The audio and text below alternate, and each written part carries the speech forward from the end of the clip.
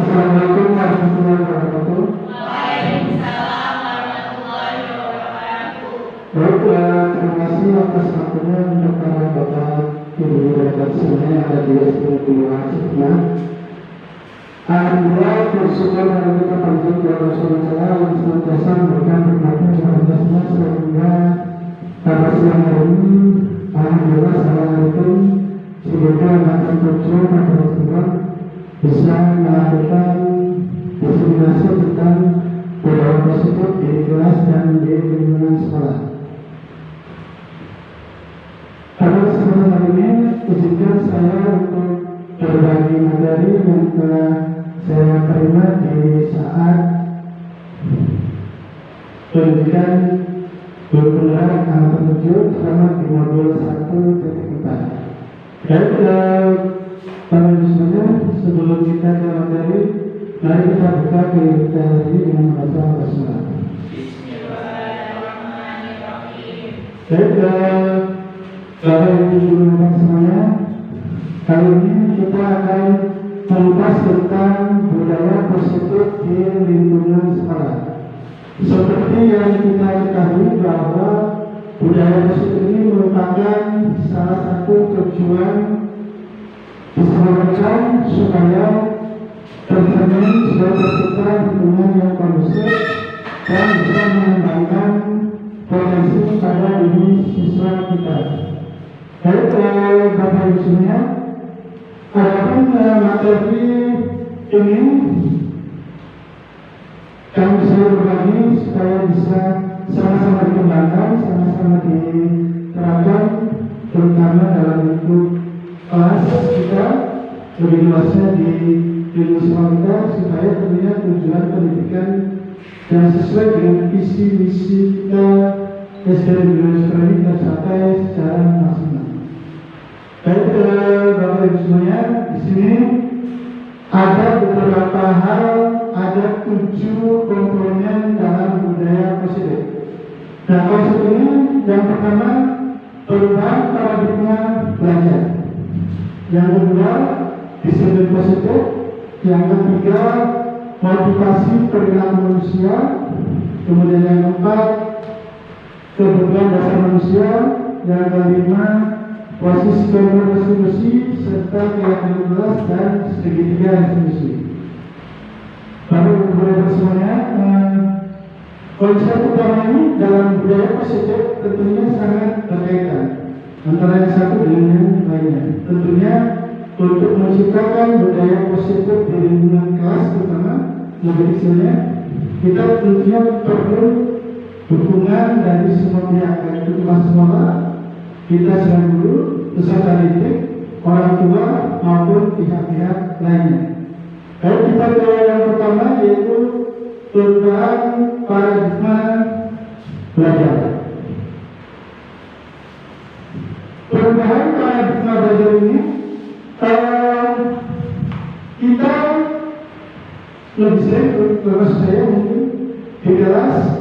lebih menekankan guru sebagai sumber daya.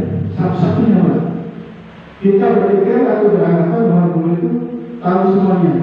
Apapun yang kita miliki pasti tahu. Apapun materi yang akan kita ajarkan pasti kita menguasai semua. Nah ini paradigma yang lama sehingga pusat pembelajarannya terpaku pada guru, sehingga siswa hanya mendengarkan, menyimak, mengerjakan tugas, seolah peserta didik itu siswa itu hanya sebagai objek. Jadi apa yang dilakukan kepada siswa itu terserah kepada kita. Kita sebagai guru memiliki kewenangan secara hukum untuk menjadikan guru seperti apa. Nah ini paradigma yang perlu kita ubah. Karena apa? Pada paradigma pembelajaran sekarang ini yaitu tidak lagi guru sebagai salah satu atau satu-satunya sumber belajar, tapi dibalik. Justru guru itu sebagai fasilitator dan hanya memfasilitasi kebutuhan belajar siswa. Nah, bagaimana dengan melakukan pembelajaran yang berpusat kepada murid? Bagaimana supaya pembelajaran itu bisa berpusat kepada murid? Di sini kita ada yang namanya pembelajaran yang dirancang berdasarkan diferensiasi. Diferensiasi itu berdasarkan kebutuhan masing-masing siswa. Kalau di sebelumnya saya juga sempat berpikir bahwa kebutuhan belajar siswa semuanya sama, sehingga apapun materinya, metodenya, lalu medianya sama semua. Yang penting guru sudah melaksanakan pembelajaran. Namun dengan pembelajaran berteori ini kita menganalisis kebutuhan siswa masing-masing. Tentunya setiap anak pasti akan memiliki cara belajar yang berbeda-beda. Nah ini tentu memerlukan sikap kita supaya bisa mengambil tindakan sesuai dengan kebutuhan belajar siswa. Nah, dalam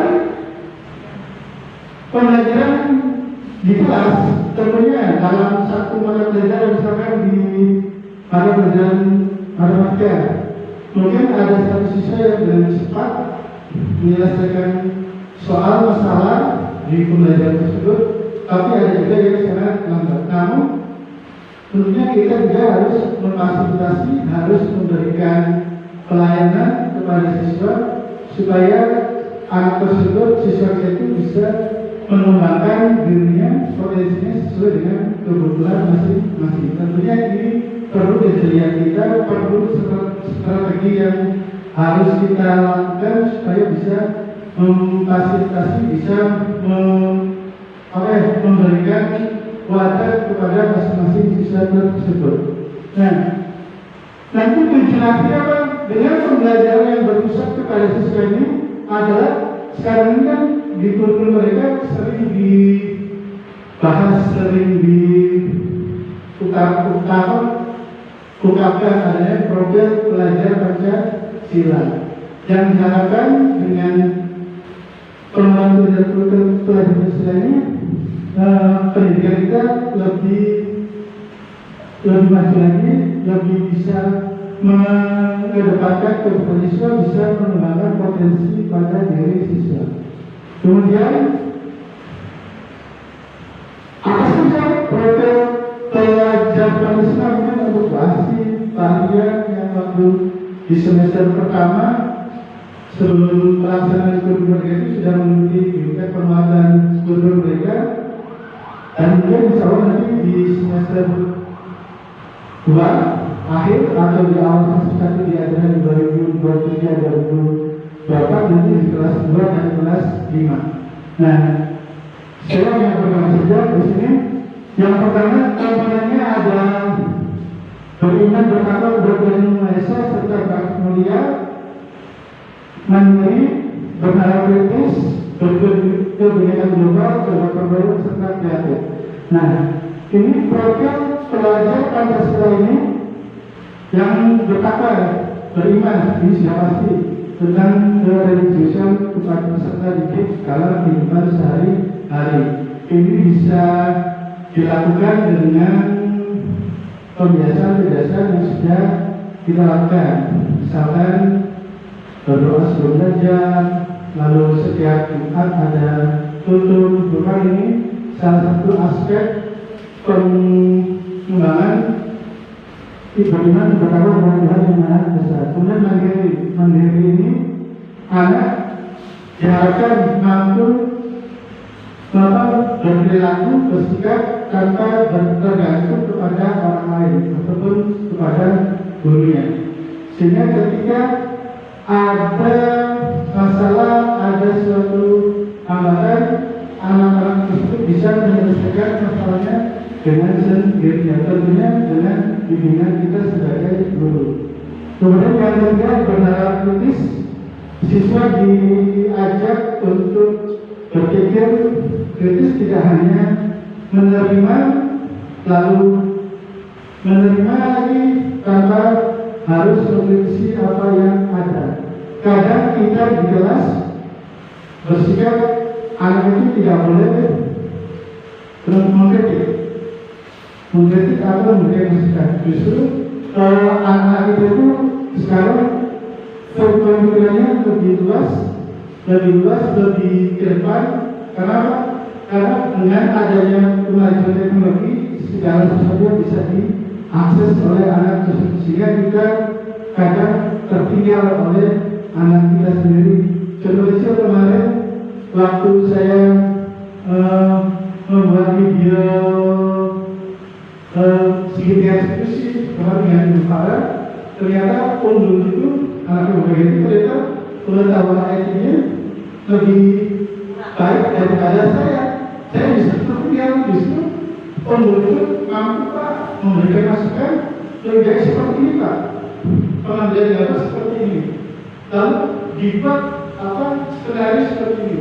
Dia betul-betul di luar prediksi saya. Saya pikir anak SD tidak mungkin sampai sejauh itu. Ternyata itu jauh seperti yang saya perkirakan. Sehingga alhamdulillah saya waktu kegiatan tersebut skenario sehingga tulis itu kalau bantuan dari Bupara dan teman-temannya, serta ada masukan dari Unggul yang kelas 6B memberi masukan terhadap pembuatan video tersebut. Nah, dari sini berarti kita ketahui bahwa kemampuan anak mungkin yang satu mungkin di kelas pendiam atau apa, tapi di satu sisi memiliki kelebihan yang sangat baik, karena hal-hal yang positif. Kemudian untuk yang kedua itu kreatif. Kreatif, anak diberikan keleluasaan supaya bisa mengembangkan potensinya yang ada pada dirinya. Kemarin sama di Unggul itu, untuk malah waktu membuat video tersebut menyarankan Pak Arif lebih baik seperti ini, videonya diambilnya dari segi ini, dari segi ini, angle-nya dari sini. Ternyata apa yang saya tidak pikirkan, ternyata Unggul sudah bisa memberikan masukan kepada saya untuk melakukan supaya hasil video yang dihasilkan itu lebih sempurna dengan teknik yang saya belum tahu, tapi Unggul sudah bisa melakukan itu. Ternyata setelah saya tanya, dia terbiasa membuat video-video atau konten untuk YouTube-nya sendiri. Nah, ini suatu kelebihan, mungkin nanti kedepannya bisa untuk dijadikan Unggul ini sebagai salah satu motivator untuk teman-temannya supaya lebih menarik minat teman-temannya. Kemudian bergotong ini kerjasama baik di lingkungan kelas maupun di sekolah, bahkan di lingkungan rumahnya. Kemudian berkepentingan global, yaitu menerima kemajuan teknologi yang ada di dunia ini, tentunya dengan batasan menyesuaikan dengan adat dan kebiasaan bangsa kita. Lalu kemudian disiapkan positif. Nah, dalam budaya kita makna di situ dimaknai sebagai sesuatu yang harus dilakukan seseorang pada orang lain untuk mendapatkan kepatuhan. Kita cenderung membutuhkan disebut dengan ketidaknyamanan. Nah, kita kita sebagai guru kadang menuntut siswa untuk berdisiplin. Walaupun kadang kita sendiri untuk menjalankan disiplin ini masih sangat berat. Nah, bagaimana budaya disiplin ini bisa dilaksanakan? Tentunya dengan adanya kesepakatan adanya motivasi dari diri dalam diri kita masing-masing untuk bisa menerapkan disiplin tersebut. Kemudian disiplin ini merupakan satu cara penerapan yang bertujuan untuk menumbuhkan kesadaran serta memberdayakan anak untuk melakukan sesuatu tanpa paksaan, ancaman atau hukuman. Yang sering terjadi sampai saat ini, disiplin itu diterapkan dengan ancaman. Dalam ketika seseorang atau salah satu siswa kita tidak melaksanakan atau menaati salah satu peraturan sekolah, maka akan diberi sanksi sehingga efeknya anak itu merasa takut ketika melanggar. Nah, menurut Ki Hajar Dewantara, disiplin adalah mewajibkan diri kita dengan segala prinsip, tapi jika kita tidak zakat contohnya, maka kita perlu bantuan orang lain dalam melakukan peraturan tersebut. Nah, disiplin ini maksudnya adalah disiplin diri yang memiliki motivasi internal, juga motivasi eksternal. Internal itu berasal dari dalam diri kita sendiri, sudah eksternalnya oleh dari lingkungan. Kadang kita sebagai guru dari rumah sudah berniat ingin masuk tepat waktu, tapi kadang jujur saja ketika melihat salah satu teman kita berhasil, jadi itu adalah motivasi dari eksternal dari luar, nanti berangkatnya pelan saja satu saja karena yang lain juga berangkatnya lebih siap. Nah, itu yang eksternal mempengaruhi disiplin kita. Kemudian motivasi perilaku manusia. Dalam menerapkan disiplin positif ini ada beberapa motivasi perilaku yang menjadi dorongan dan timbul dari diri sendiri untuk melakukan sesuatu tindakan dengan tujuan tertentu. Biasanya motivasi ini yang pertama menghindari ketidaknyamanan dan hubungan. Anak kita di kelas biasanya datang ada yang terlambat atau sudah besar tidak terlambat. Nah, pasti ketika datang terlambat itu anak tersebut akan merasa takutnya dengan ancaman misalkan ketika yang terlambat tidak boleh masuk ke kelas atau tidak boleh mengikuti pembelajaran sampai jam berikutnya. Nah, hal ini dengan adanya ancaman atau hukuman ini membuat diri kita menjadi tidak nyaman. Kemudian untuk mendapatkan imbalan atau penghargaan, mulai melakukan disiplin ini karena ini mendapatkan imbalan merupakan motivasi ekstrinsik. Nah, imbalan ini, penghargaan ini tidak serta-merta hanya berbentuk materi, bisa juga berupa verbal, ucapan atau sikap. Misalkan ketika ada salah satu dari peserta kita yang melakukan hal disiplin, maka kita bagus, lalu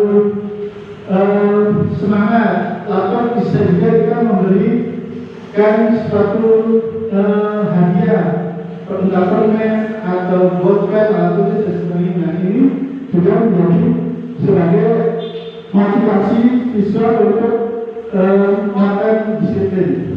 Kemudian menghargai nilai-nilai kebajikan diri. Mulai melakukan disiplin diri karena sadar akan nilai kebajikan diri ini merupakan motivasi intrinsik. Nah, dari motivasi ini tentunya sangat berpengaruh terhadap perilaku manusia. Nah, sekarang saya akan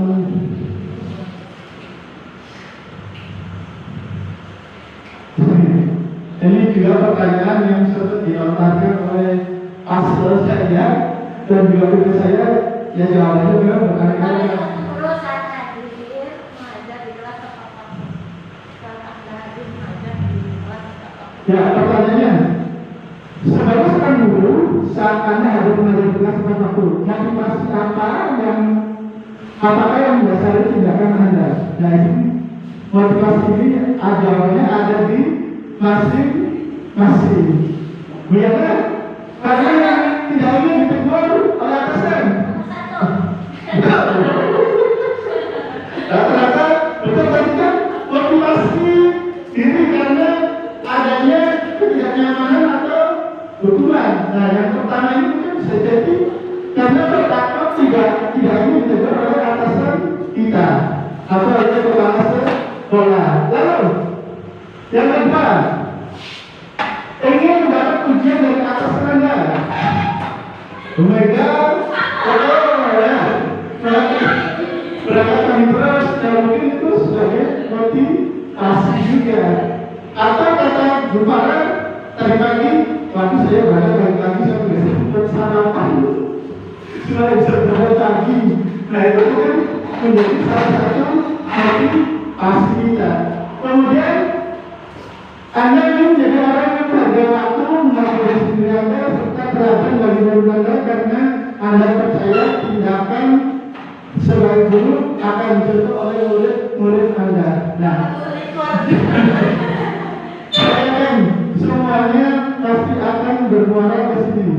Termasuk pasti tujuannya supaya menjadi suatu untuk anak hidupnya masing-masing. Walaupun pertamanya kita takut dengan atasan, lalu ini harus ujian, tapi nanti kalau sudah terbiasa akan ke yang ketiga. Mudah-mudahan di sini bisa termasuk saya juga bisa menyampaikan ke yang ketiga ini, jadi tidak ada takut atasan karena ada atasan atau tidak hanya sekedar ingin dipuji oleh rekan atau oleh atasan. Nah sekarang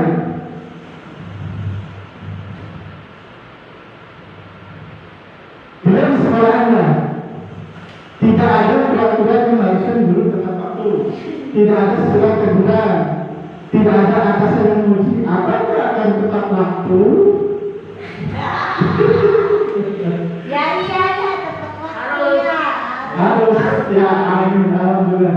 Berarti motivasi dalam diri sudah muncul, sudah mulai ada, walaupun masih tahapnya masih apa ya? Kayak pernah mungkin hari ini saya ingin berangkat tepat waktu, ingin tidak terlambat. Mungkin hari ini, saya besok mungkin dong, tapi manusiawi dan benar-benar siapa ini kita sama-sama belajar supaya bisa istiqomah, betul, istiqomah supaya bisa melakukan ini. Nah, sekarang apakah perilaku kita bisa ditiru atau ditiru atau apa mungkin diikuti oleh selanjutnya? Tentu bisa, pasti. Kadang berapa kita itu guru itu sebagai sosok yang digugu dan ditiru. Nah, kembali lagi, jadi yang telah disampaikan, saya harapan kita semuanya bisa menjadi sosok yang menjadi teladan bagi murid-murid di kelasnya, terutama umumnya di sekolah. Kadang sudah ada kemarin kelas lain dikaitannya Pak bukan guru saya karena masa tidak diajar oleh saya atau sebaliknya. Nah di sini sekolah ini jadi semua guru ya berarti semua orang tua murid di sekolah Ciperna ini. Kemudian adanya hukuman dan konsekuensi. Apa sih yang membedakan hukuman dan konsekuensi? Hukuman ya sanksi. Kalau konsekuensi? Resiko. Oke, kita lihat. Hukuman itu lebih cenderung ke sanksi atau lebih bergantung kepada apa namanya? Apa yang terbuat asalnya? Iya, betul. Lebih mengedepankan ke hal-hal yang bersifat fisik. Misalkan di sini ada sanksi dan ada hukuman dan ada konsekuensi. Kalau konsekuensi itu apa namanya? Tanggung jawab. Tanggung jawab. Iya, tanggung jawab dan apa yang atas tindakan kita. Tapi kalau hukuman sama seperti apa? Peraturan yang besar, peraturan yang telah disusun atau yang telah dibuat. Nah sekarang antara hukuman dan konsekuensi ini lebih kalau dilihat dari data yang di sini, yang membedakan hukuman dan konsekuensi apa sih? Peraturan. Ya, kalau yang membedakannya, contohnya di sini yang pertama lari mengelilingi lapangan itu termasuknya hukuman. Membersihkan coretan yang dibuat di meja itu konsekuensi. Lalu meminta putus kalau boleh putus hukuman itu lebih bersifat ke fisik.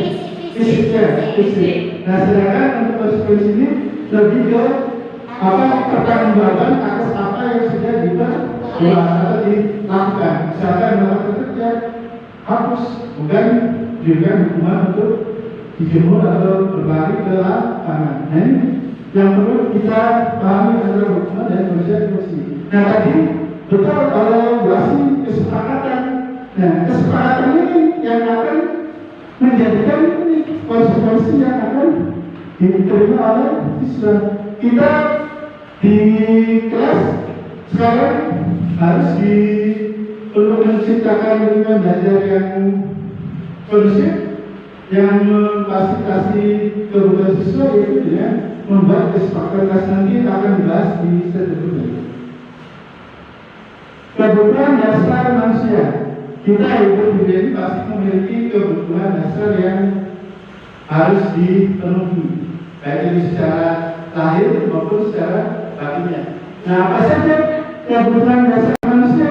Yang pertama, bertahan hidup, kasih sayang, penguasaan, kebebasan, dan kesenangan. Tentunya ini kebutuhan dasar semua manusia. Bertahan hidup pasti kita hidup di dunia ini. Salah satu tujuannya adalah supaya bisa bertahan. Kemudian kasih sayang ini bisa dibutuhkan oleh kita pertama secara batin kita untuk pengakuan. Jadi kalau para belum ada pengakuan berarti sayangnya belum itu. Ya jadi hanya penguasaan ini adanya rasa ingin diakui sehingga mereka peserta didik atau kita merasa kita ini keberadaannya itu diakui oleh orang lain. Kemudian kebebasan tentunya kita itu tinggal yang namanya dikekang atau dibekal ataupun dibatasi oleh orang lain. Kemudian adanya kesenangan, tentunya kesenangan ini bisa diperoleh dengan berbagai macam hal. Lalu apa saja dalam pembelajaran di sini? Ada contoh kasus. Kebanggaan mereka dua di negeri Kertahati. Sekarang belum menghadapi kelas kelasnya Doni. Beberapa anak di kelas 2 telah datang padanya dan mereka Doni seringkali meminta bekal makan siang mereka dengan paksa. Jika menghadapi situasi seperti itu, apa yang akan dilakukan Bapak Ibu atas perilaku Doni? Doni di kelas meminta bekal temannya, atau di sekolah kita ada yang bawa bekal masing-masing ya, bekal benda, tapi salah satu anak diri kita tidak bawa bekal. Lalu Doni ini meminta hari ini kesini kerja kecil. Nah ini menurut Bapak Ibu apa yang berikutnya? Ada beberapa alasan. Jika alasannya mengambil bekal karena merasa senang temannya memberikan dia, lalu orang tuanya karena begitu mengapa mengambil bekal temannya karena sama orang tuanya kalau itu tidak diberikan bekal, maka alasan ini yang sebetulnya bertahan hidup karena ketika doi tidak sarapan mungkin dia merasa tidak konsentrasi dan sebagainya, sehingga berpikir kehidupan saya tidak akan berlanjut, sehingga saya perlu meminta makanan kepada teman-teman tersebut. Kemudian yang kedua yaitu penguasaan apabila dia merasa hebat karena teman-teman dia takut kepada dirinya dan mengikuti keinginannya. Penguasaan jadi ingin diakui oleh teman-teman penguasa ini berani. Lalu ada lagi kesenangan. Nah, alasan ini saya rasa hanya sekedar iseng karena ada dia berbuat sendiri, tapi karena dia inginkan hiburan, kita teman-teman ini, sehingga dia merasa dengan tersebut, dia merasa terhibur. Nah, ini yang masuk kebutuhan dasar manusia. Kemudian di sini ada istilah orang siapa yang mengatakan dalam peristiwa yang sering diucapkan dalam hidup, ibu kejar aku karena aku sayang, karena ibunya sayang aku. Ini termasuknya penguasaan, kesenangan, cinta, kasih sayang atau dosa. Ibu kejar aku karena Ibu kejar aku karena ibu sayang aku. Ini termasuknya tadi kebutuhan penguasaan, kesenangan, kasih sayang atau dosa. kasih sayang. Ibu kejar aku cinta dan dosa. Apa? Cinta dan kasih. Yang coba. Ya. Yang satu. Terus. Apa yang akan bisa bikin ibu guru bicara aku? Penguasaan. Kesenangan.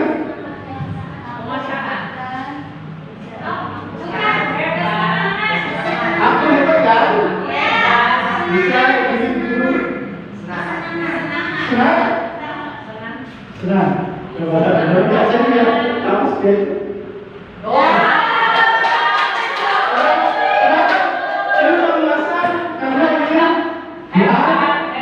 Jadi bahwa saya ini hebat nih, bisa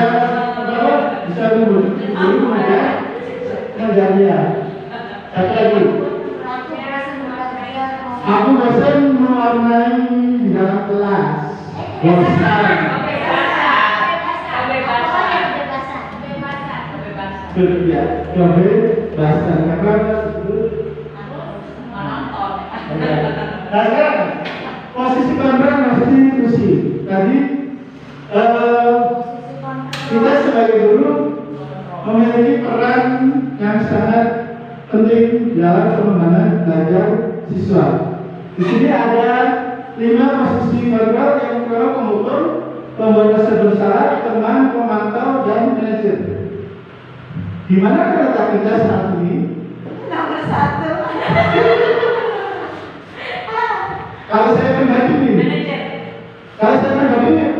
masih lebih sering di kelas itu yang pertama, yang kedua, serta yang ketiga lebih sering. Tapi idealnya itu tadi kata Biasi, manajer ini lebih idealnya karena mencakup semua selain dari hukum, pembatas besar, teman dan pemantau dari. Nah, di antara ini memiliki kelebihan dan kekurangan. Nah sekarang pengukur kelebihannya masih kita masih pengukur Jelas.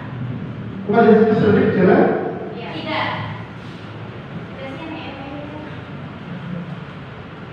Pengukur itu membuat siswa merasa gerak, takut, sehingga kita merasa disegani. Betul. Lalu kalau pembuatan bersalah, Kalau dimarahin gitu tapi ujung-ujungnya salah. rasa bersalah ini lebih ke siswanya, mungkin ke siswanya. Bukan siswanya. Ya. Misalkan contoh kecil, kemarin Abi Banani marah-marah kalau biasa karena merasa tersinggung dan sebagainya. Tapi setelah diobrolin, ketika saya tanya, kamu benar tidak seperti itu? Dia malah nangis. Nah ini merasa besar, dia merasa diri yang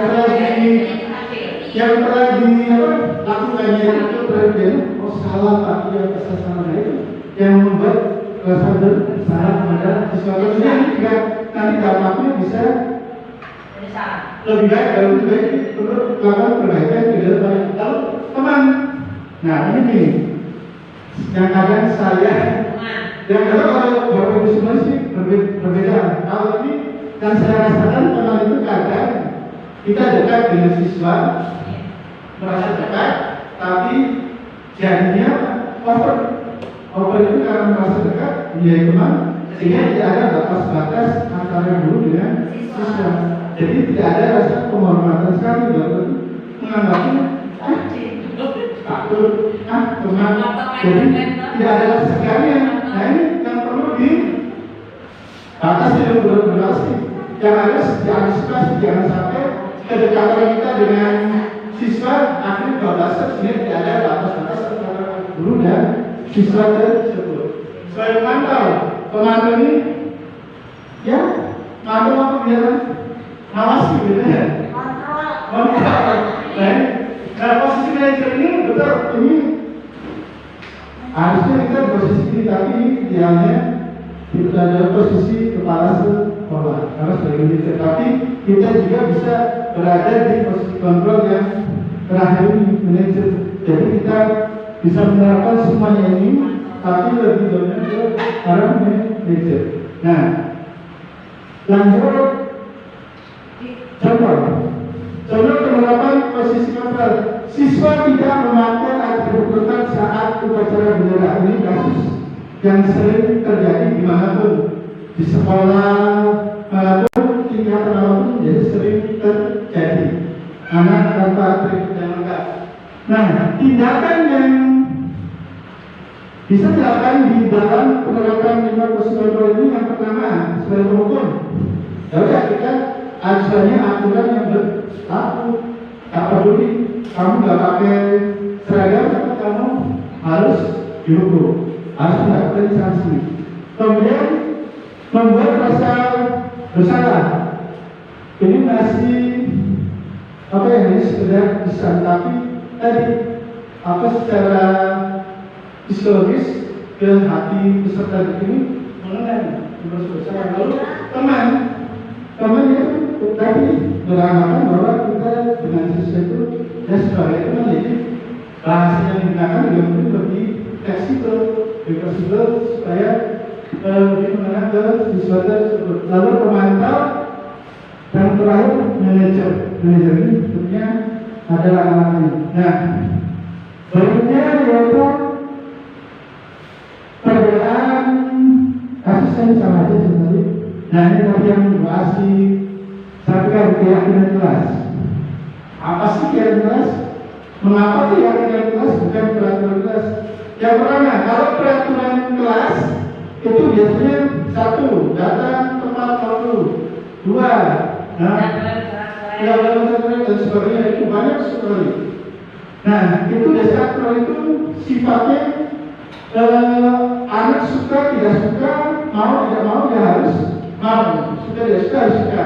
Tapi di kesepakatan kelas ini kita bisa membuat di kelas dengan anak mengeluarkan keinginannya. Seperti apa yang kelasnya diharapkan? Misalkan, ingin kelasnya nyaman. Jadi kalau nyaman itu misalkan harus bersih.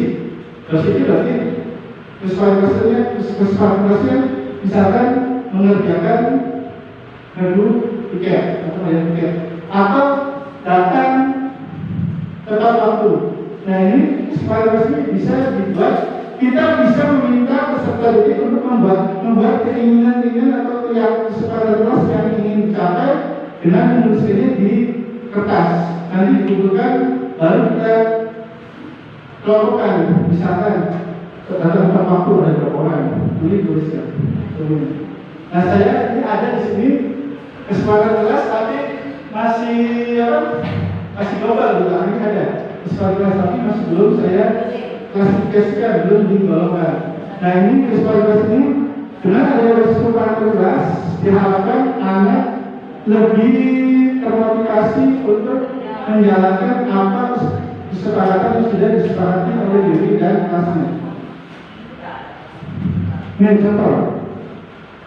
Contoh keyakinan kelas 1, kelas 5, kelas 7. Setiap anggota kelas perlu senang, perlu belajar, melakukan tugas, perlu saling menghargai, merasa aman, selalu bersikap positif, menjadi diri yang terbaik, percaya diri, berkomitmen terhadap segala tugas, senantiasa membantu dan sebagainya. Ini salah satu contoh keyakinan kelas. Ini contoh datang 1 menit sebelum pembelajaran, saling menghargai, menjaga kebersihan, rajin mengerjakan tugas dan sebagainya. Jadi membuat tugas dengan melakukan peraturan yang ada ditulis berdasarkan diri sendiri dalam nilai kebajikan. Segitiga restitusi adalah menciptakan kondisi untuk memperbaiki kesalahan mereka sehingga mereka bisa kembali pada kelompok mereka dengan karakter yang lebih kuat. Biasanya kita lebih cenderung untuk membunuh siswa supaya tidak mengulangi kesalahannya. Nah biasanya itu ketika siswa diberi hukuman tersebut biasanya akan merasa takut dan sebagainya. Kita bisa menggunakan segitiga restitusi ini. Apa saja segitiga restitusi ini? Yaitu menstabilkan identitas pada tindakan, menanyakan keyakinan. Ada sebenarnya saya pernah membuat dengan bantuan Bupara dan Unggul serta Ayatul yang kemarin itu segitiga restitusi. Jadi ada satu permasalahan dengan menggunakan validasi pada identitas dan menanyakan keyakinan kelas. Diharapkan anak bisa mengembangkan itu. Ya, kesimpulannya dalam penerapan program tersebut sebenarnya belum memiliki standar kebahagiaan profesional sosial yang baik di mana belum mampu berefleksi pada tugas kontrol saat ini. Bagaimana perjalanan ini sebagai seorang anak pasti menuntut murid menjadi bisa menjadi mereka dan bertanggung jawab. Jadi guru tidak lagi menjadi salah satu satu-satunya sumber daya, tapi guru jadi amok menjadi fasilitator untuk mengembangkan potensi yang ada pada diri siswa masing-masing. Nah, yang perlu diubah mindset kita kalau dulu ada saya ini bahwa anak itu seperti kertas putih yang kosong, ya, sehingga kita bisa menuliskan apapun di dalam kertas putih tersebut. Ternyata setelah saya ikut CGMP ini, ternyata itu message yang salah berarti dari orang itu. Anak itu dari kertas kosong, anak itu ibarat kertas, tapi sudah ada bulatan tipis, sudah ada pakatnya masing-masing. Jadi kita sebagai guru hanya bertugas hanya untuk menegalkan coretan-coretan tersebut, lalu mengarahkan sekaligus supaya lebih jelas potensi ada pada dirinya, sehingga dapat tumbuh sesuai dengan kodrat alam dan kodrat zamannya. Dulu saya juga sempat, kelas kosong ya, bebas mau tulis apa saja. Ternyata setelah CGP ini berdasarkan pemikiran diajar lewat Arab, anak itu bukan kelas kosong tapi kertas putih yang sudah ada goretan samar. Jadi anak terlahir ke dunia ini sudah memiliki bakat dan potensinya masing-masing, sehingga kita bisa mengembangkan potensi atau bakat pada anak tersebut supaya tumbuh secara maksimal. Mungkin itu saja yang dapat saya sampaikan. Ada yang tanyakan? Tutup.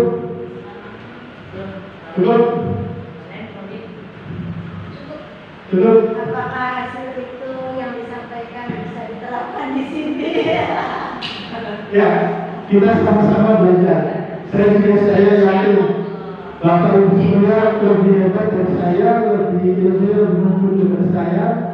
Mari kita sama-sama mengingatkan bersama-sama bergandeng tangan untuk membangun sekolah kita ini supaya lebih baik lagi, baik dari segi prestasi maupun akademis maupun dari kepribadian siswa maupun guru-gurunya.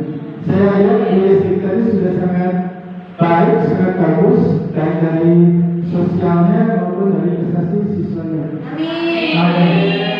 Oke, terima kasih atas waktunya. Mudah-mudahan ini hanya berbagi pengalaman atau saja tidak bersikap untuk menggurui atau mengajari. Kita sama-sama berikan dukungan kepada semua guru yang ada di SD kita ini supaya SD kita ini bisa lebih baik lagi, lebih maju lagi, dan tentunya untuk sekolah kita ini lebih baik lagi dari secara sikap maupun secara kognitifnya. Mungkin saya tidak sampaikan. Mohon maaf apabila ada salah. Akhir kata, wassalamualaikum warahmatullahi wabarakatuh.